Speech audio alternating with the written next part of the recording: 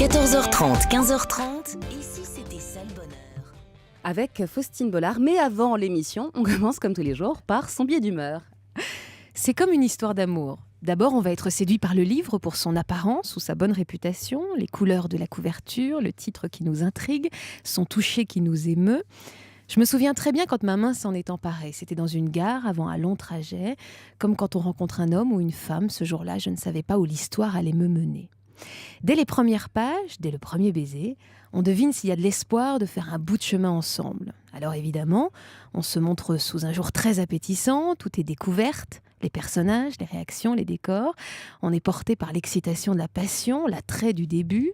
Le temps n'a plus d'emprise. Ce jour-là, je m'en rappelle, il me semblait avoir traversé la France en quelques minutes.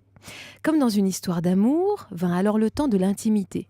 Ce livre qui se pose sur un lit, que l'on glisse sous la couette quand on ne veut pas avoir froid au bras.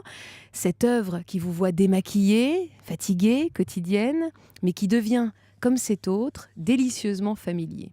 S'impose ensuite la déception. Ce défaut qui saute aux yeux, comme ces lettres qui semblent rapetisser, la phrase est moins belle, la relation devient mécanique, son visage est moins fin, la couverture s'abîme.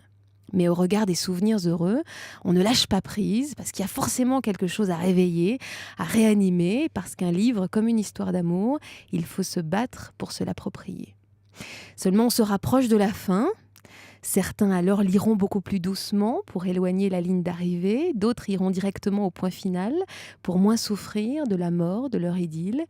Une histoire d'amour qui fait mal quand elle s'arrête, comme un bon livre qu'on repose et qu'on voudrait relire en sachant qu'il n'aura plus jamais la même saveur.